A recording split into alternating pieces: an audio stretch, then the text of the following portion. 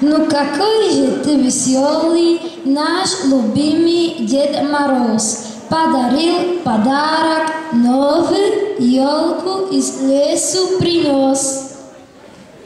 Сколько шариков, хлопушек на нее повесил ты, и сверкающих игрушек небывалой красоты.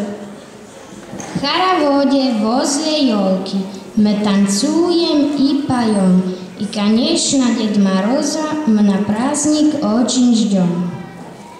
Ich wünsche mir was. Was ist denn das? Das ist ein Schloss aus Marzipan mit Türmen aus Rosinen dran und Mandeln an den Ecken. Ganz zuckersüß und braun gebraunt und jede Wand aus Zuckerkant, da kann man tüchtig schmecken. Und Diener laufen hin und her mit Saft und Marmelade und Diener in dem Schlosse drin sitzt meine Frau, die Königin, die ist aus Schokolade. Weihnachten. Stille Nacht, heilige Nacht, hast du wirklich gedacht? Weihnachten ist, was du rund um dich siehst. Such nicht draußen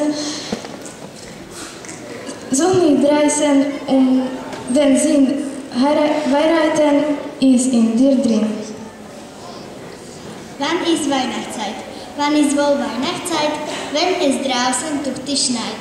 Wenn wir Nüsse knacken, wenn wir Plätzchen backen, wenn wir mit der Mutter singen, wenn alle Glocken klingen, wenn alle Welt sich freut, ja, dann ist Weihnachtszeit.